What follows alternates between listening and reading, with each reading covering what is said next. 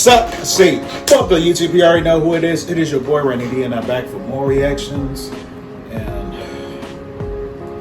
I want to do this death battle reaction so bad, but a few times when I did reactions to death battle, we keep putting copyright claims on mine, even though I did a whole lot of reactions to death battle back then.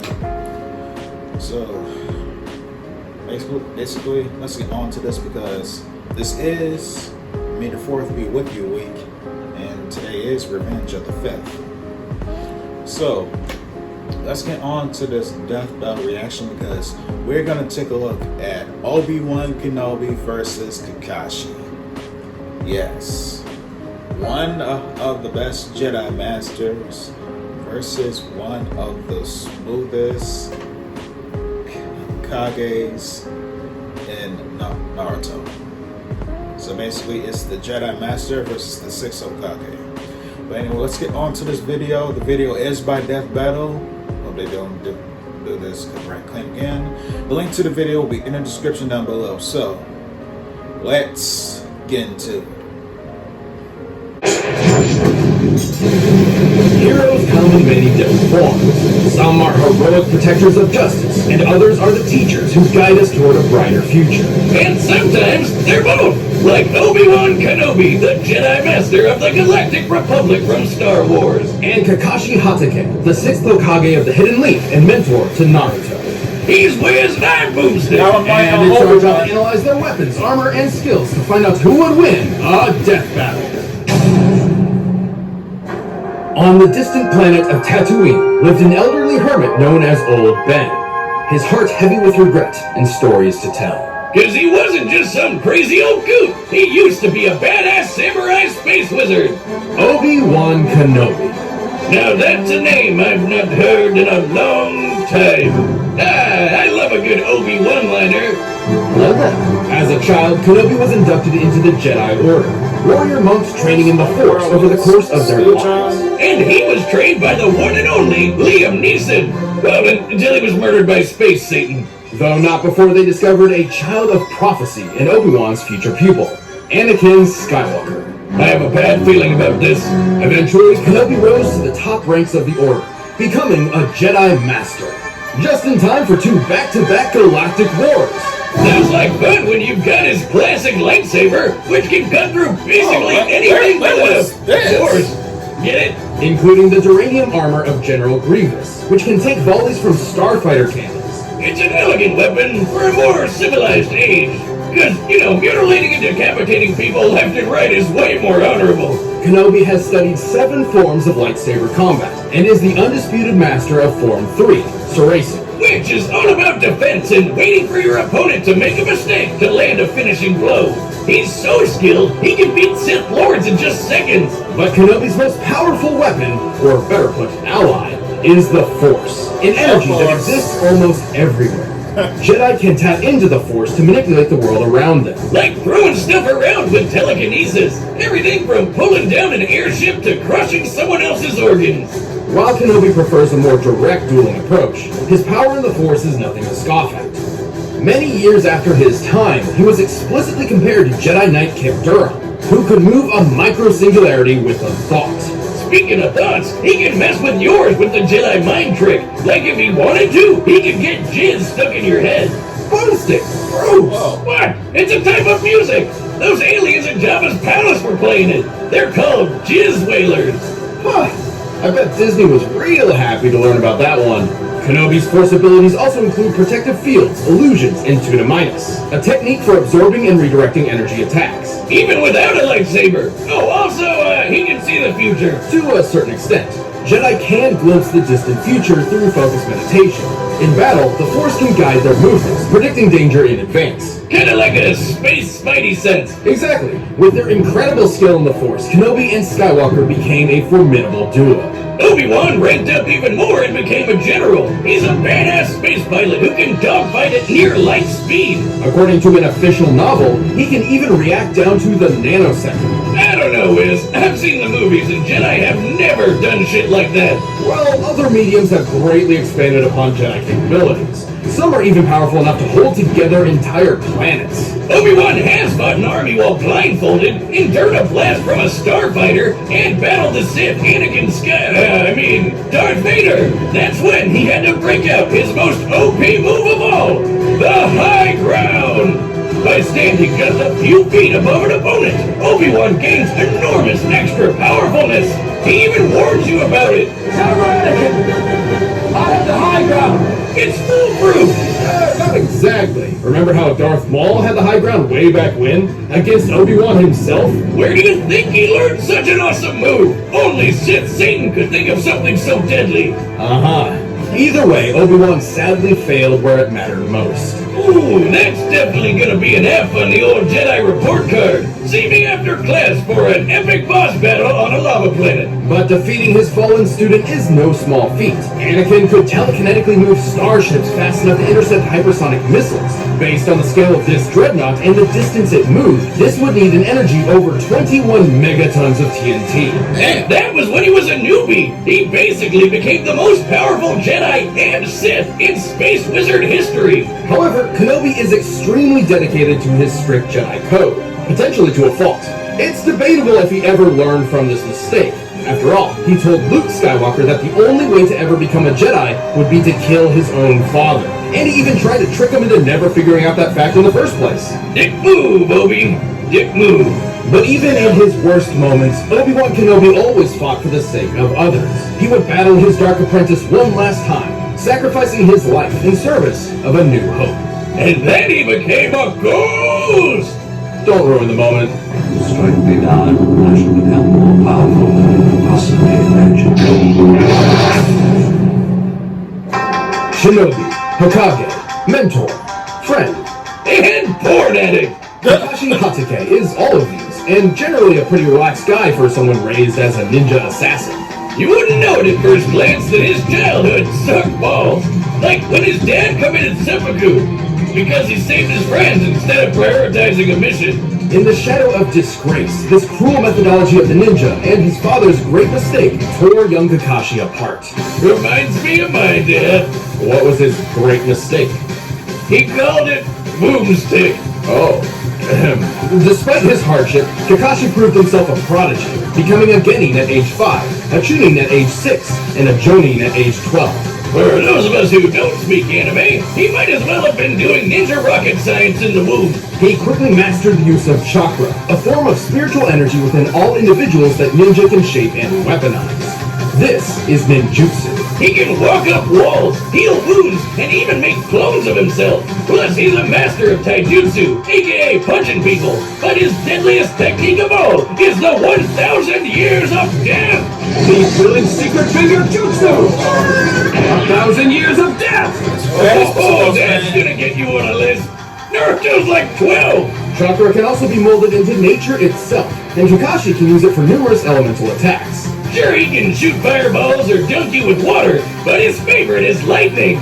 Lightning zaps, lightning clones, lightning dogs? That's awesome! How do I get one of those? He's even invented a lightning ninjutsu technique, the Chidori. By gathering electric chakra into his hand or a kunai, he becomes capable of piercing just about anything.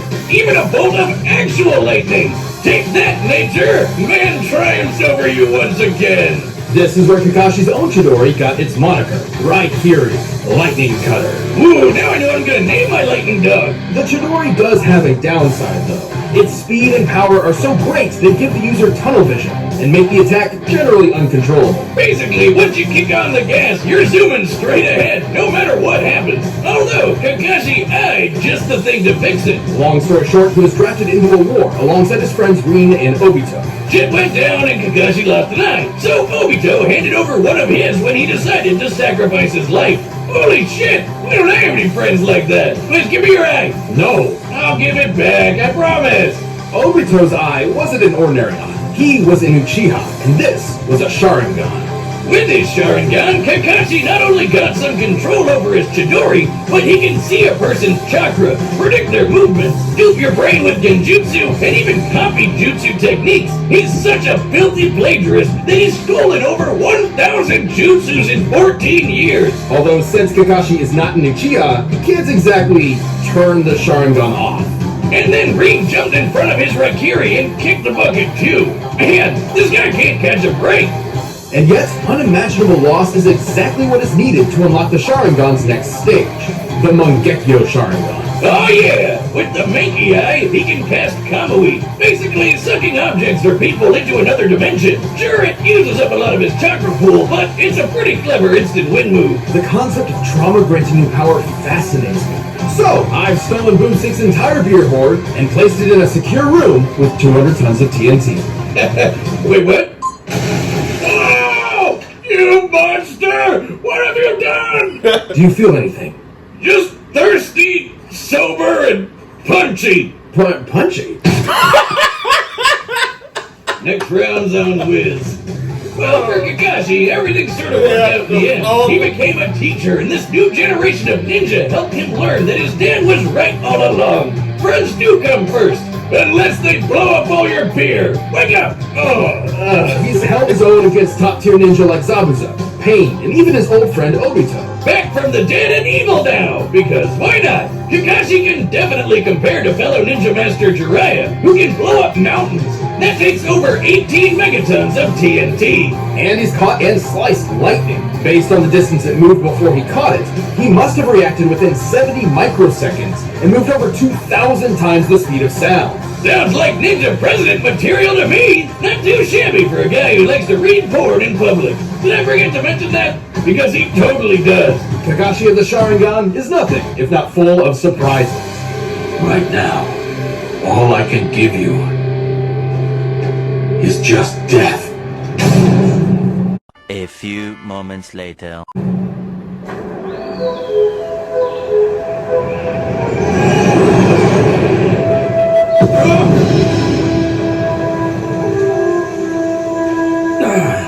Another happy landing.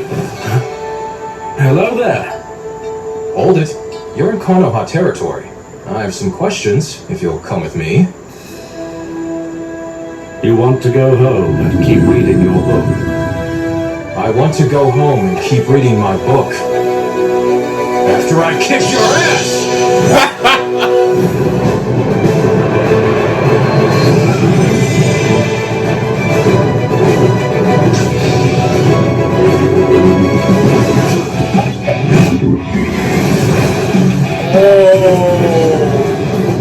Kashi's the dick to R5.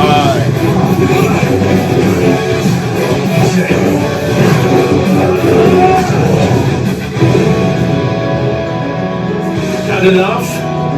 Well now, you've fallen for the deadliest stratagem any ninja know. 1,000 years of death. Don't try it. I have the high. What the?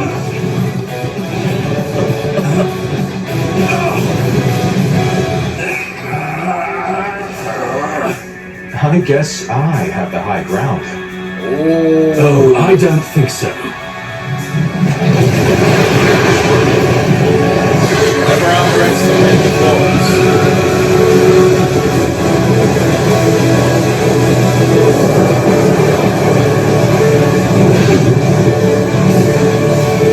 Most impressive.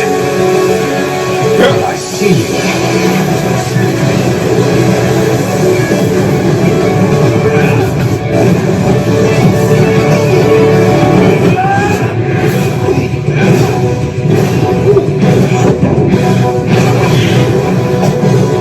Fire style!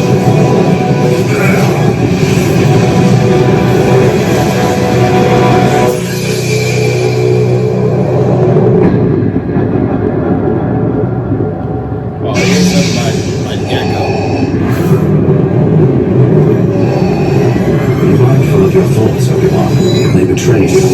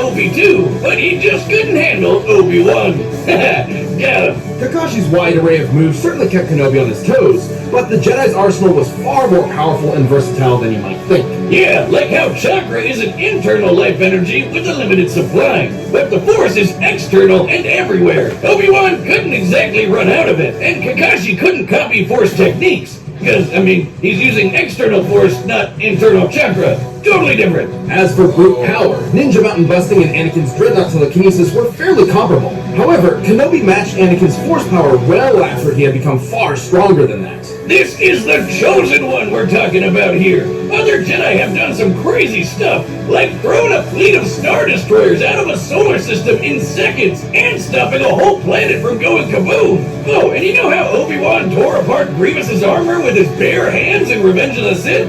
The same armor designed to survive starship cannons. It withstood a blast that annihilated a subterranean city and almost collapsed the surface of a planet. I seriously doubt Obi is physically strong enough to rip that armor apart, but apparently the Force is.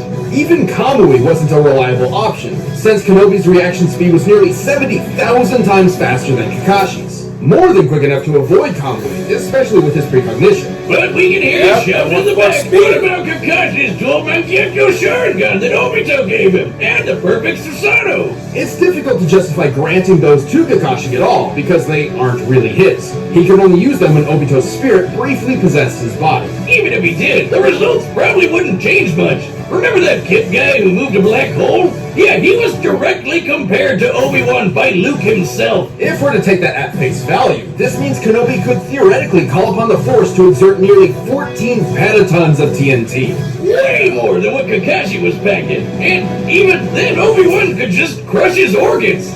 Shit, man, don't mess around with Jedi. I know it can seem strange to hear about Jedi being this powerful and deadly, but think of it this way. Part of the reason why the Jedi Code is so strict is because of this immense power at their fingertips. The Code tries to keep them, civilized in a way. But when you enter a death battle, throw those morals out the window. We're looking for who wins a no-holds-barred fight to the death. Kakashi had many impressive tools, tricks, and techniques, but Kenobi's brilliant speed, overwhelming force, and greater level of power won this bout. In the end, Obi-Wan. The winner is Obi-Wan Kenobi. From a certain point of view. Hey, thanks for watching this episode of Death Battle. Found the battle music for yourself and get it by clicking the link down below. And if you want to watch more stuff, click the boxes right over there. He's a man down. Oh!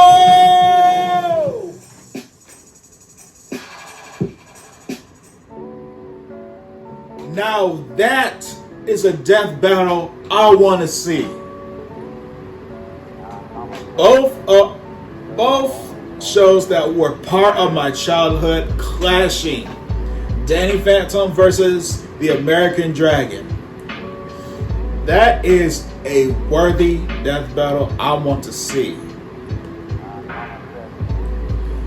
But yo, something told me that Obi-Wan was winning because basically, just like how they explain in Death Battle, the Force is unlimited and it is everywhere. Because